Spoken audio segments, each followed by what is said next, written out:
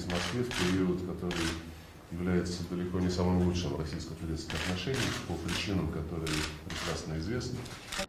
Внутренний мир в стране и заинтересован в том, чтобы этот мир сохранялся и с нашими соседями. В рамках усилий международного сообщества по урегулированию сирийского кризиса принципиально важно собрать воедино возможности всех тех, кто нацелен на решительную борьбу с терроризмом. Мы с первых дней заявляли, что как оппозиционная партия, действующая в стране, мы не придерживаемся позиции. И мы знаем, что среди тех, кто с оружием в руках на земле противостоит угрозе ИГИЛ и прочих экстремистских группировок, иракские, сирийские курды.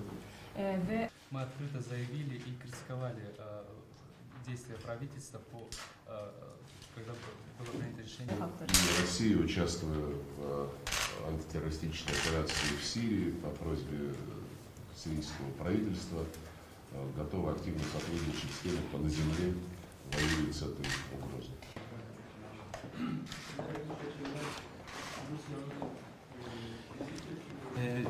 Doğrusu Türkiye'deki bir muhalefet partisi olarak dış politika anlayışımızdan gerilime dayalı veya gerilim üzerinden politika üretmeye dayalı bir çizgiyi benimsemediğimizi hep belirttik.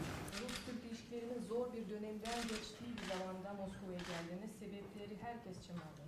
Devletler arasında sorun yaşanabilir, krizler çıkabilir ama her zaman diplomatik kanalların açık olması ve sorunların diyalogla çözülmesi yolunu benimsedik. Проблема Sevgili dostlar, Türkiye'nin sosyal politik hayatında önemli rol oynayan Halkların Demokratik Partisi Ve şu saatten itibaren de Türkiye-Rusya arasındaki bu krizin iki toplumu da, Rusya ve Türkiye toplumunu da etkilemeyecek, onlara zarar vermeyecek bir çerçevede ele alınması ve krizin çözümünün halklara, insanlarımıza zarar vermeyecek bir boyutta çözüme doğru gitmesi gerektiğini düşünüyorum.